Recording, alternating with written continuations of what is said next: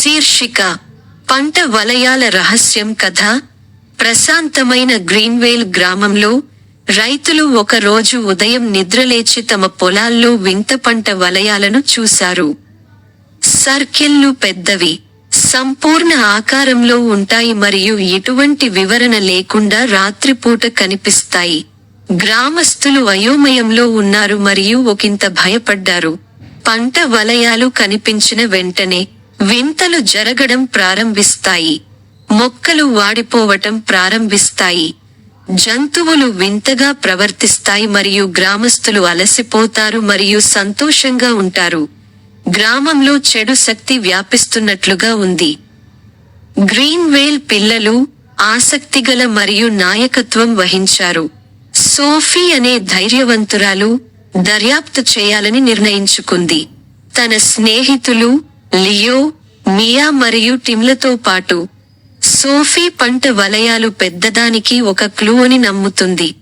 వారు భూమి గురించి మరియు అది ఎల్లప్పుడూ మంచి శక్తితో ఎలా రక్షించబడుతుందనే దాని గురించి కథలు చెప్పే పురాతన గ్రామస్థుడు తాత జోతో మాట్లాడటం ద్వారా ప్రారంభిస్తారు. కానీ చాలా కాలం క్రితం చెడు శక్తి ఒకప్పుడు గ్రామాన్ని ఆక్రమించుకోవడానికి ప్రయత్నించిందని, దానిని ఆపడానికి గ్రామస్తుల ఉమ్మడి ప్రయత్నాలు అవసరమని కూడా అతను వారిని హెచ్చరించాడు. పిల్లలు తమ పురాతన చిహ్నాలను గుర్తుచేసే నమూనాలను గమనిస్తూ పంట వలయాలను నిశితంగా పరిశీలిస్తారు. తాత జో పాత పుస్తకాల్లో చూశాను. అతని సహాయంతో వారు చిహ్నాలను అర్థం చేసుకుంటారు మరియు పంట వలయాలు మనుషులచే తయారు చేయబడలేదని తెలుసుకున్నారు.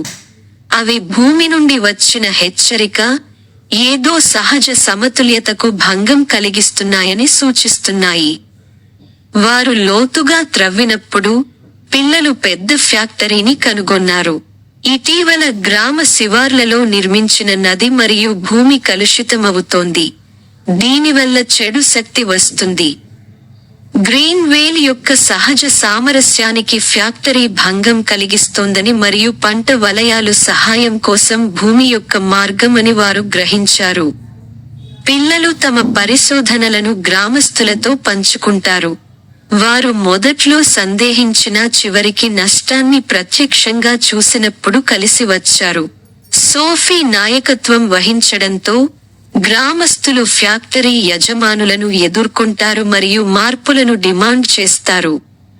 పర్యావరణానికి హాని కలిగించని పరిశుభ్రమైన పద్ధతులను ఉపయోగించి కర్మాగారం తన చర్యను శుభ్రపరచడానికి అంగీకరిస్తుంది. ఫ్యాక్టరీ కాలుష్యాన్ని ఆపిన తర్వాత పంట వలయాలు అదృశ్యమవుతాయి. మొక్కలు మళ్లీ వృద్ధి చెందడం ప్రారంభిస్తాయి. జంతువులు సాధారణ స్థితికి వస్తాయి మరియు గ్రామస్తుల మనోభావాలు ఎత్తివేసింది. చెడు శక్తి క్షీణిస్తుంది మరియు గ్రీన్వేల్కు శాంతి పునరుద్ధరించబడుతుంది.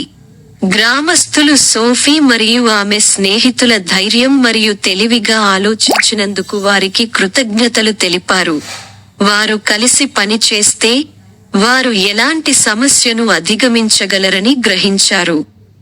చివరికి పిల్లలను హీరోలుగా కీర్తిస్తారు మరియు గ్రామం పెద్ద పంట పండుగను జరుపుకుంటుంది, వారిని గౌరవిస్తుంది. భూమి మరియు సంఘం యొక్క శక్తి.